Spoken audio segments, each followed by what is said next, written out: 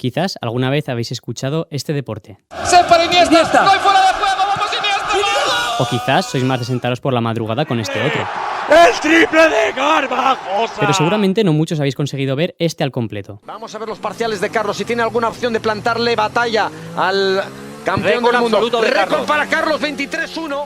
Y es lógico, a pesar de los intentos de Liberty Media, empresa que organiza el entretenimiento de la Fórmula 1, sigue siendo muy hermética. Es verdad que este último año ha habido un aumento de audiencias. En 2021 fue de un 40% de la mano de jóvenes entre 18 y 24 años, pero en España sigue siendo el cuarto o quinto deporte después del fútbol, el baloncesto, el tenis y el ciclismo. Y ese es el motivo de este podcast, llegar a esa gente que aún no es seguidor de la Fórmula 1.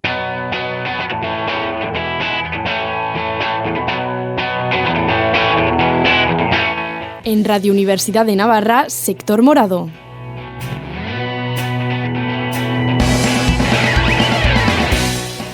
Soy Álvaro Undiano, director y productor del programa, y me acompaña Lara Ramos. Cada lunes de Gran Premio de Fórmula 1 a esta misma hora nos podremos oír, tanto en directo en la web de Radio Universidad de Navarra y en formato podcast en Spotify. ¿Y por qué sector morado? El programa se divide en 3 sectores o partes, como cualquier circuito de carreras. Cada parte o sector que completaremos se pintará de morado, color que en el mundo del motor significa que es el más rápido de todos. El primer sector o categoría será un resumen de la carrera del fin de semana. En este caso, el Gran Premio de Estados Unidos, en el Circuito de las Américas. Una vez pintado de morado este sector, pasaremos a la explicación de algo básico sobre la Fórmula 1. Ya que se trata de un programa para todo el público, incluidos los que ni siquiera saben quién es Hamilton, cada semana habrá una pequeña fábrega lección sobre aspectos amateur, como, por ejemplo, cómo se compone un fin de semana, cuántos puntos se reparten, tienen diferentes colores las ruedas, quiénes corren. Pues todos estos temas los podréis proponer vosotros. ¿Cómo? A través de nuestro Instagram oficial. Sector.morado, donde cada semana subimos información y publicaciones sobre el programa. El tercer y último sector lo dedicaremos a todas esas categorías que están menos visibilizadas. El karting, los rallies, los GT, los eSports, todas que al fin y al cabo sostienen la Fórmula 1 y que muy poca gente se anima a conocer. Intentaremos hablar con periodistas, ingenieros, pilotos, influencers, cualquier persona que pueda enseñarnos qué hace. Hoy tenemos un invitado espectacular para estrenar el programa. Miguel Portillo, periodista y narrador de DAZN Fórmula 1. Y de todo esto nace Sector Morado. El resumen de la jornada.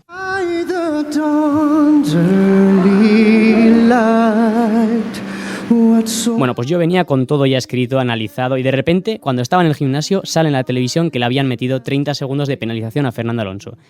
Y todo por ir sin retrovisor. O sea, no puedo estar más hundido. Pero bueno, vamos a explicar lo que pasó en el Gran Premio de las Américas. Menos mal que este circuito era difícil de adelantar, que no se solía salir el safety car, que la degradación de los neumáticos no dejaría cabida a los neumáticos medios. Una vez más, la Fórmula 1 demuestra que nada está escrito y que cada fin de semana es un mundo. Menuda carrera apasionante a la americana se vivió ayer por la noche, horario peninsular, donde Verstappen se coronó por 13ª vez esta temporada y dedicaba el Mundial de Constructores de Red Bull al recién fallecido Dietrich Mateschitz, cofundador de Red Bull y hombre muy querido dentro de la escudería. Tras levantar el Mundial de Pilotos, Max consigue el doblete, y a pesar de lo descafeinado que puede sonar que el campeonato se decida 4 carreras antes de acabar, lo cierto es que nos regalaron 56 vueltas divertidísimas. Un fin de semana que parecía esperanzador para los españoles y que se torció en un abrir y cerrar de ojos. 11 segundos pasaron desde que el semáforo se apagó hasta que, tras una brillante salida de Max Verstappen, Russell arruinase la carrera de Carlos Sainz, un toque que en la primera curva que rompería el radiador de Ferrari y le supondría un abandono. Un golpe durísimo para los que apoyamos a los nuestros viendo el panorama esperanzador que teníamos. Sexto abandono de la temporada que le deja vendido incluso para conseguir la 4ª posición en el Mundial de Pilotos. Una salida que dejaba a Stroll tercero y a Vettel y Tsunoda con 5 puestos más. Hasta la vuelta 10, toda la gestión del neumático medio se completaba y ahí empezó el baile de los pit stops.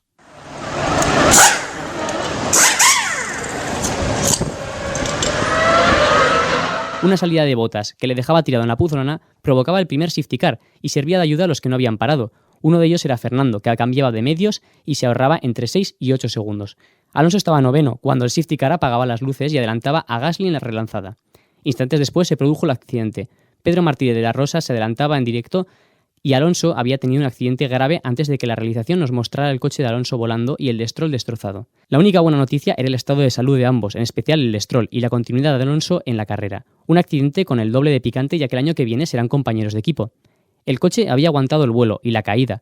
Cambio de neumáticos, cambio de alerón delantero y posición 17 para relanzar la carrera detrás del segundo safety. Y es que no solo iba a volar físicamente, sino que también sobre la pista. El neumático nuevo que había puesto estaba funcionando y tras la parada se posicionaba en los puntos. En la vuelta 35, Hamilton tiraba el segundo undercut de manual y la respuesta de Red Bull no podía ser peor. Defendiéndose con una parada en la siguiente vuelta, una de las pistolas que se encargaban de soltar el neumático no funcionaba. La parada acabó siendo de 11 segundos, que ya no solo le dejaban en bandeja el undercut de Hamilton, sino que también perdían la posición con Leclerc. En ese momento lideraba Vettel, pero una mala parada también de Aston Martin le arruinaba una carrera en la que había salido 10º. A falta de 10 vueltas, Fernando subía a la 6ª posición tras adelantar a Magnussen mientras perdía el retrovisor derecho. El coche se caía a pedazos tras el aterrizaje, pero seguía demostrando que lo importante son las manos y la cabeza. Finalmente quedaría 7º por detrás de Norris, perdiendo la batalla con McLaren, pero demostrando un día más su talento. Esta madrugada Haas ha recurrido más de 20 minutos tarde lo del retrovisor de Alonso, y aún así la FIA volverá a fastidiar puntos al asturiano.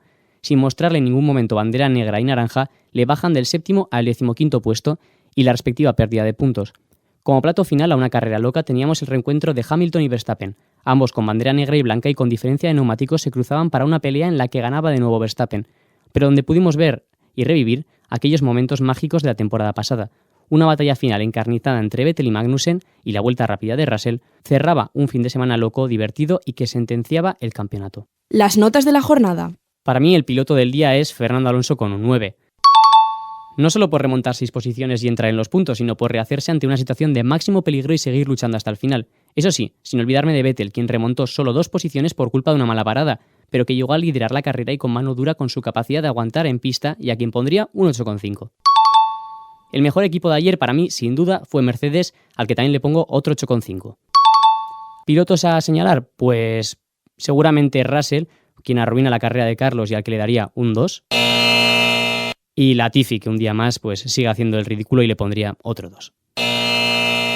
Y el peor equipo sin duda Aston Martin, que tiraba una estrategia perfecta con una horrible parada.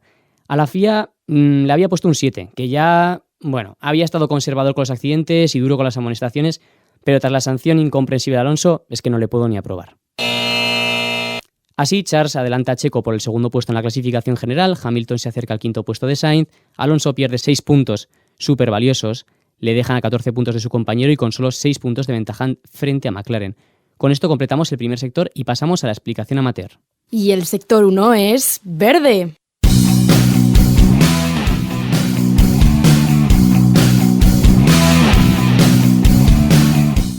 Y muchos de vosotros, después de escuchar esto, estaréis pensando, vale, genial, pero ¿y qué es la Fórmula 1?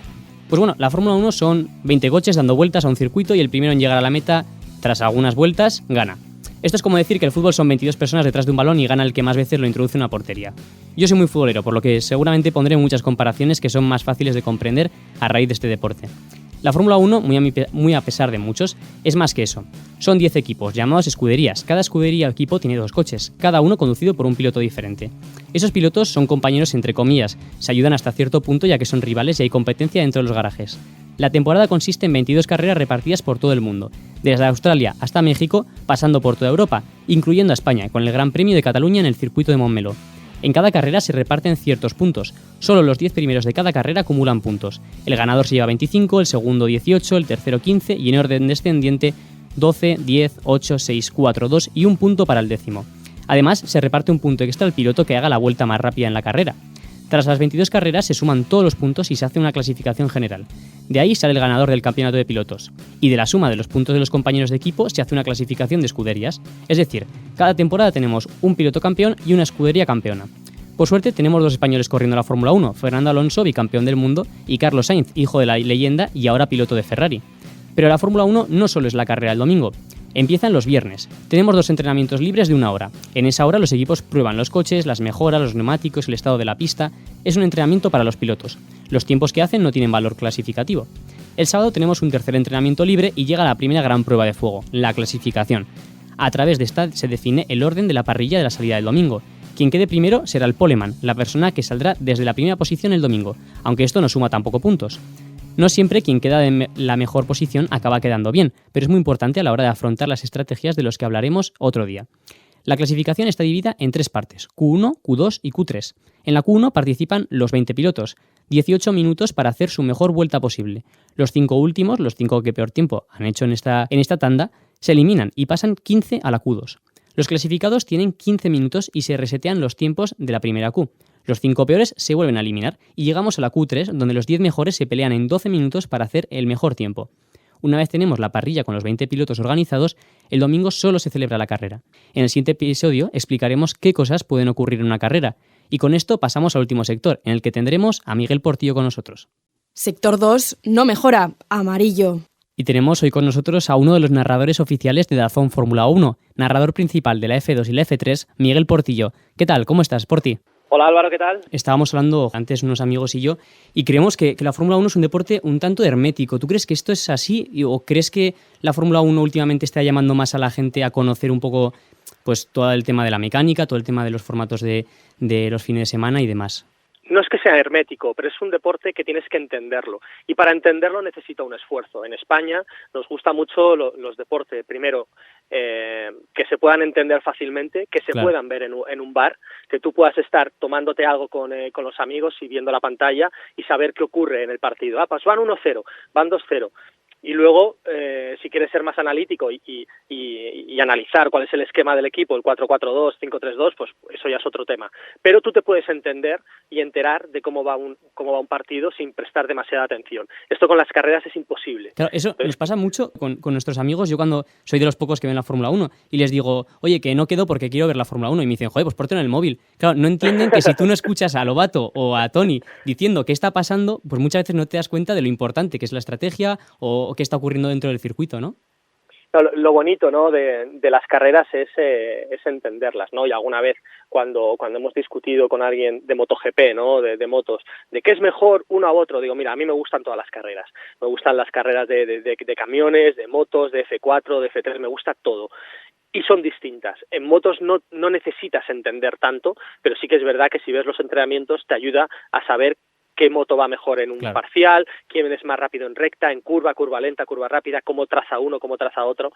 Te saltas unos libres o, pues bueno, puedes disfrutar de la carrera porque hay muchos adelantamientos. Pero en Fórmula 1, que todo es, mayúsculo, ¿no?, que el adelantamiento ocurre por algo, que la estrategia es por otro, que no todos llevan el mismo número de neumáticos ni los disponen en la carrera.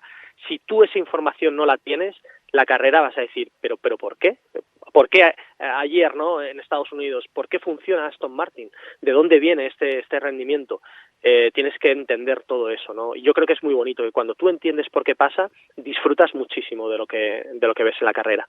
Y yo creo que además tú tienes un trabajo todavía más complicado, porque tú al narrar Fórmula 2 y Fórmula 3, ¿cómo hacéis para que ese interés que puede tener la Fórmula 1 por lo mediática que es, se convierta también en interés en categorías menores en los que no conoces a la gente? Y yo, que este año he tenido la oportunidad de ir a Bélgica al Gran Premio de Spa, conocí a los pilotos, y mi tío, que es gran aficionado también, me decía, ¿cómo conoces tanto? Y decía, bueno, pues me pongo las carreras los domingos y es que me entero de todo. O sea, ¿cómo conseguís generar también ese interés en el público?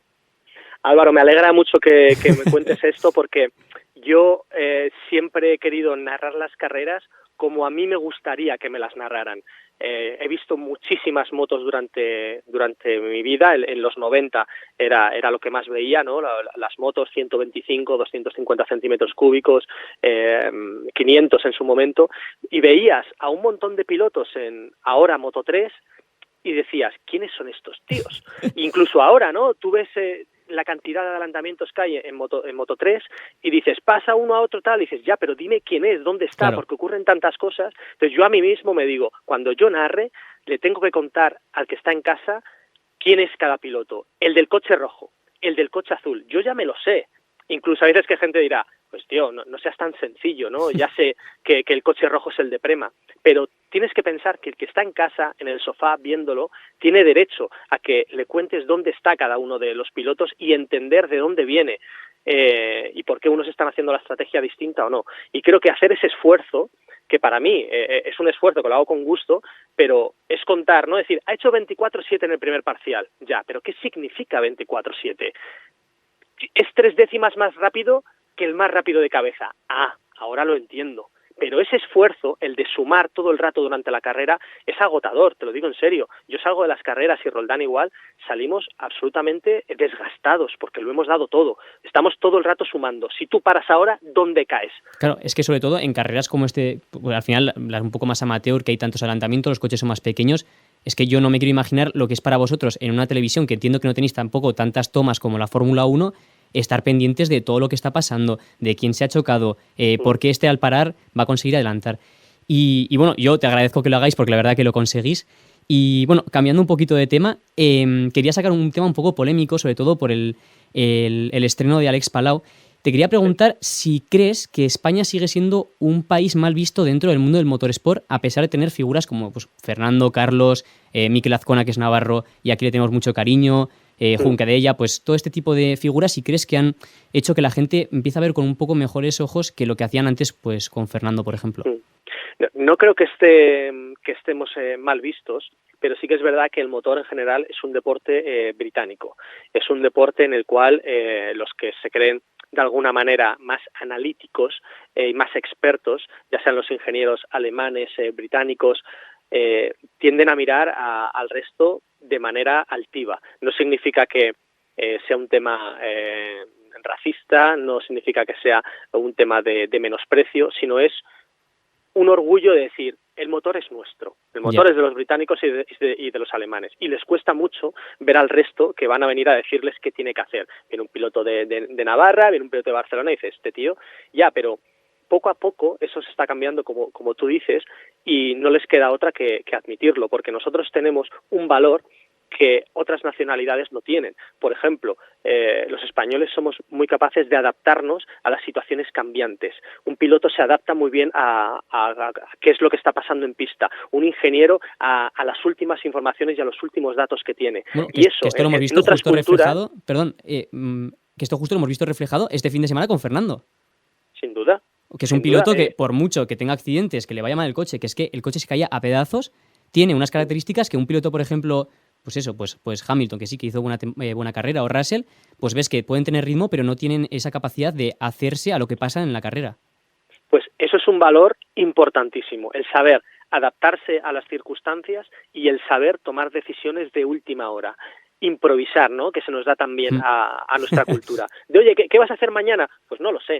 Ya le veré. Preguntas a un alemán qué va a hacer la semana que viene y ya tiene la agenda totalmente esquematizada. Pues esto se traslada también a la ingeniería, a la mecánica, a las carreras y saber gestionar y saber vivir en ese mundo cambiante ahora es importantísimo. Y yo creo que poco a poco se está viendo que nuestra cultura tiene unos valores importantes y que son fantásticos para el motor y que están viendo también los ingenieros que llega mucho know-how español. Es verdad que se tienen que ir fuera porque no lo tenemos en casa, pero hay muchos chavales que se van a estudiar máster de motorsport a Gran Bretaña, a trabajar con escuderías. Tenemos españoles trabajando en Aston Martin, en Haas, en McLaren.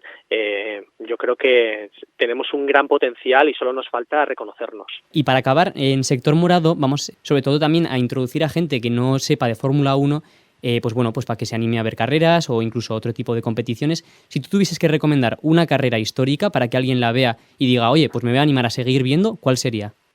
Pues igual Valencia 2012, ¿no? Porque se lo vas a recomendar a alguien de España, le vas a decir, mira, esto se hace aquí, parecía imposible, pero se consiguió, se corrió en Valencia, circuito urbano, lugar espectacular, y un Fernando Alonso que tuvo un error del equipo porque intentó taparlo, pero no puso un neumático en goma nueva cuando tenía que hacerlo para realizar la última vuelta y no pudo clasificar entre los más rápidos. Tuvo que remontó y ganó la carrera contra pronóstico. Yo creo que esa carrera, sin duda alguna, por todo lo que ocurrió y por la victoria final de Fernando contra pronóstico, dice mucho de este deporte. Pues estoy totalmente de acuerdo contigo.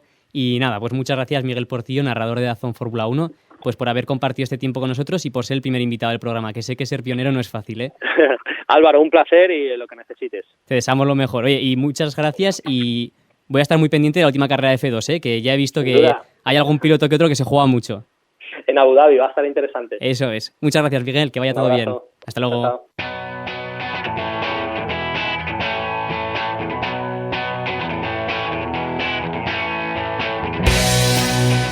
Tras el resumen del Gran Premio de Estados Unidos y la explicación básica de la Fórmula 1, hemos podido aprender de la pasión de Miguel Portillo, porque esto es el mundo del motorsport, pasión. Y esto es Sector Morado, todos los lunes a partir de las 5:30. Con esto completamos la primera vuelta rápida. Nos escuchamos después del Gran Premio de México. Muchas gracias y buenas tardes.